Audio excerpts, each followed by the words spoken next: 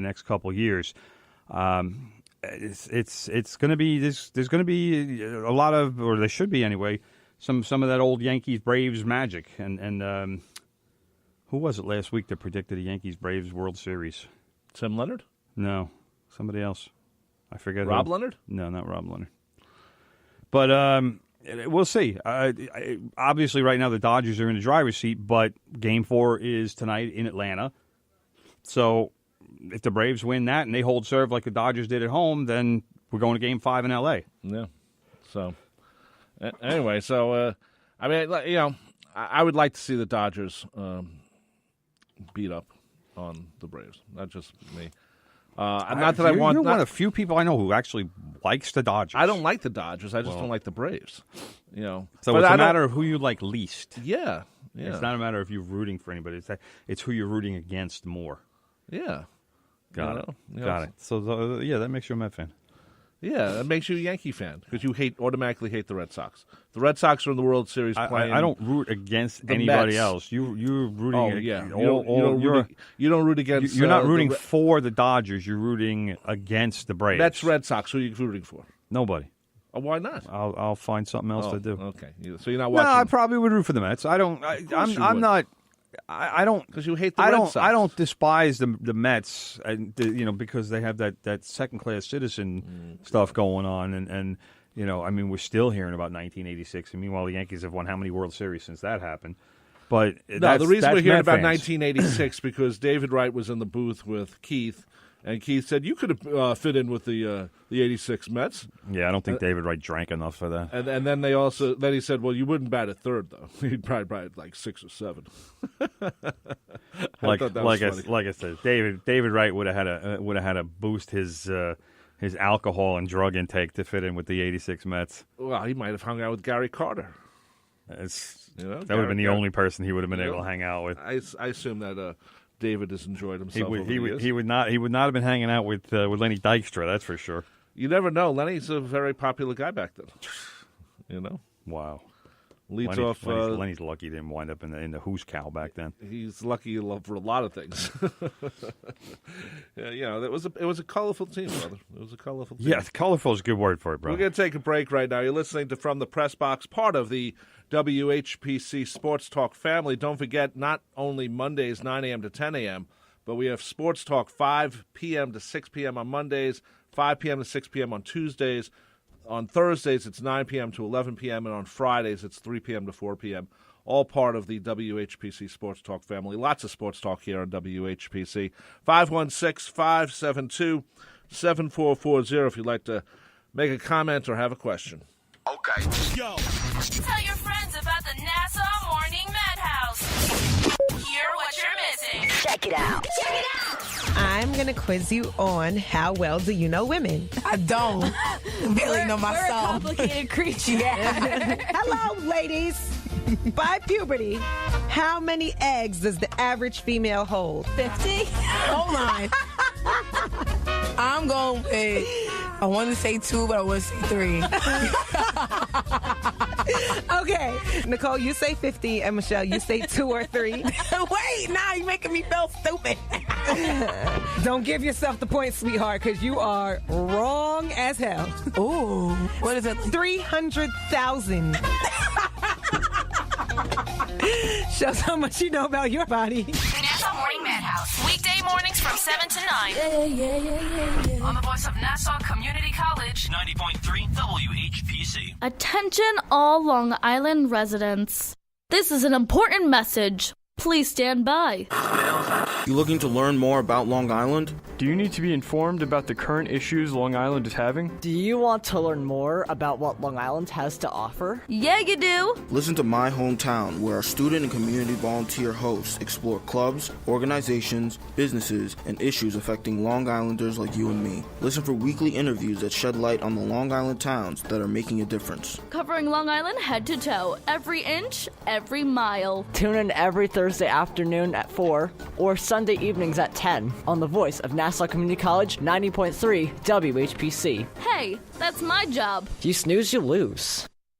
90.3 WHPC reminds you that smoking causes immediate damage to your body, which can lead to cancer, heart disease, smoke, asthma, and respiratory diseases such as emphysema and chronic bronchitis. If you've tried to quit before and it didn't work, try again. If you or someone you know wants free help, visit cdc.gov/tips or call 1-800-QUIT-NOW. This message from the Centers for Disease Control and Prevention and the voice of Nassau Community College, 90.3 WHPC.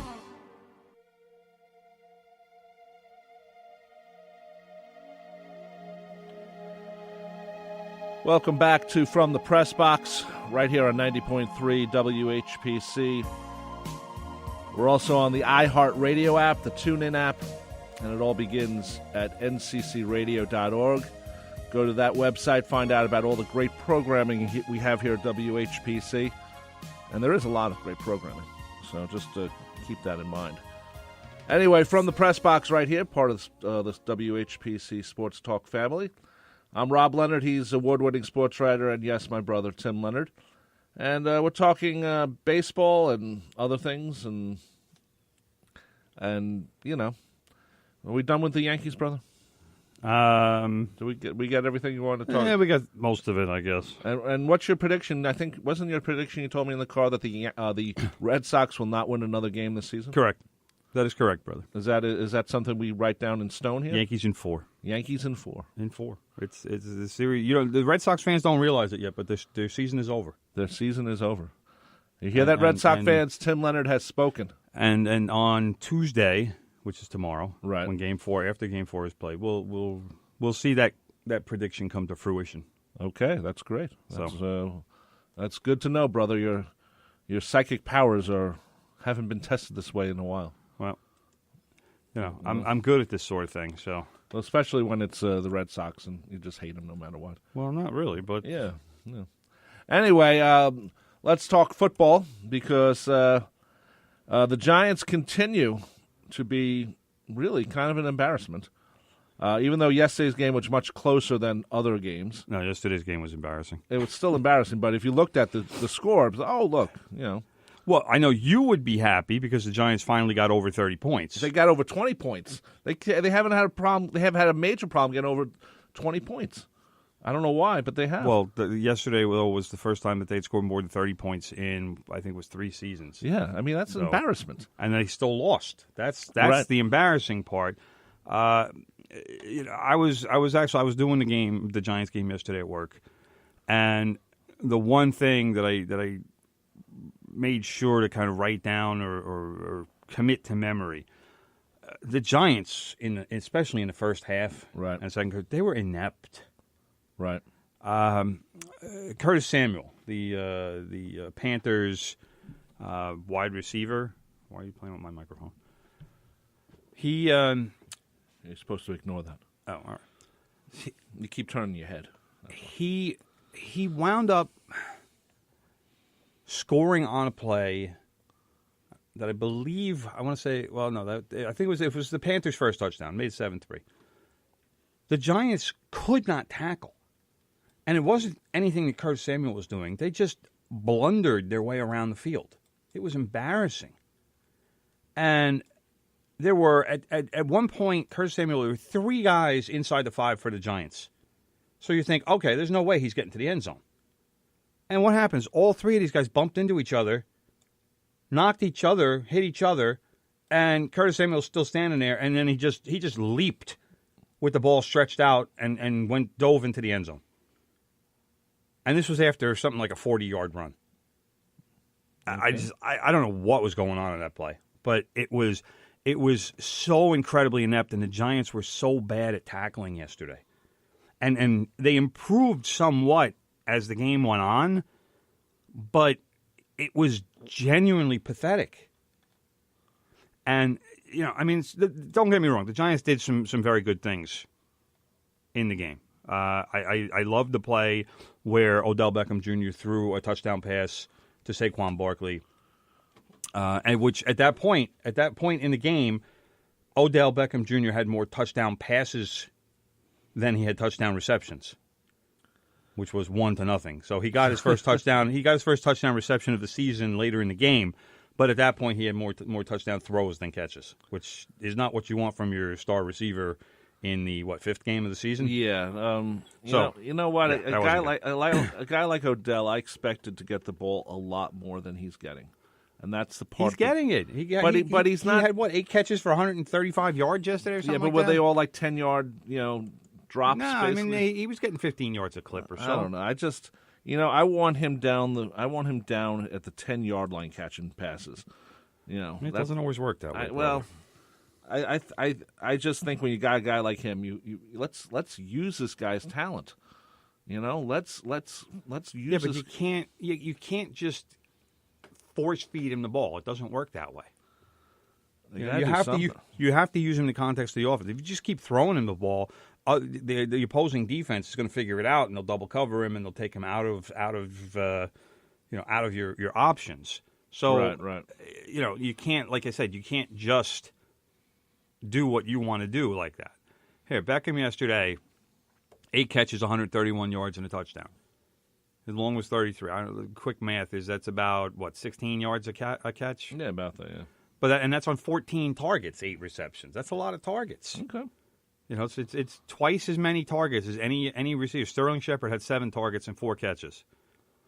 And this guy, I didn't even know this was the embarrassing thing for me yesterday. I didn't even know the Giants had a second receiver named Shepard, Russell Shepard. I didn't even know who this guy was. He kept saying, I think it was Kenny Albert was saying yesterday. He was Russell Shepard. I'm like, well, man, how's he getting Sterling Shepard's name wrong? And then one of my coworkers said, the Giants got a guy named Russell Shepard too. And I'm like, I had no idea. I like Kenny Albert because he's I think he's earned his way, but every time I hear him, I think I'm hearing a Marv Albert impersonator. Well, I love Kenny. This is what happens when when you sound like your dad. Yeah.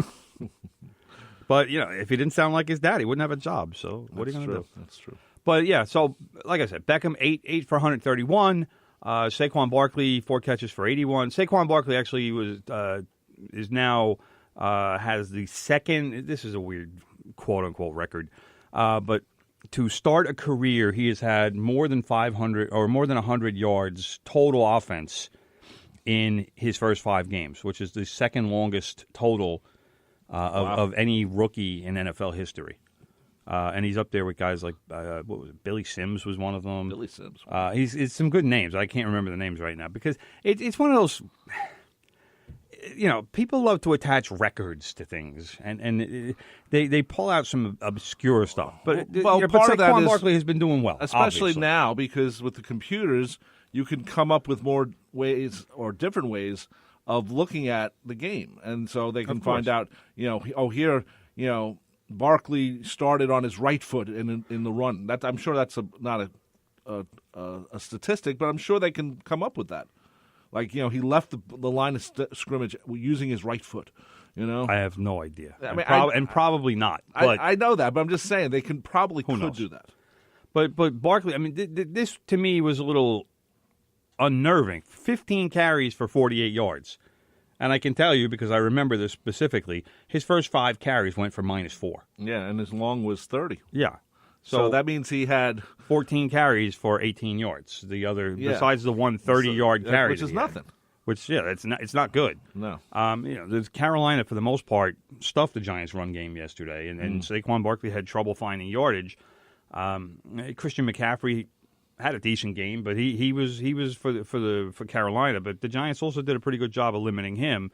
The problem was a couple things. I mean, you could say that the Giants scored too soon, but I don't buy that argument. It's a bunch of nonsense. I've always never believed that.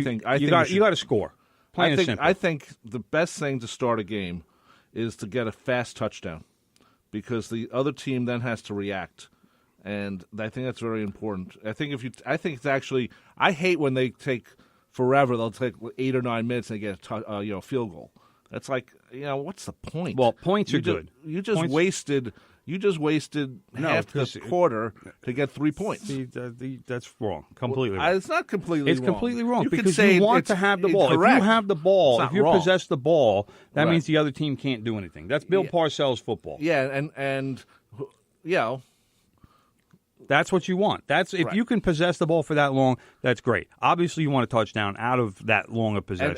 And Parcells against the Bills, or the Giants against the Bills in the Super Bowl,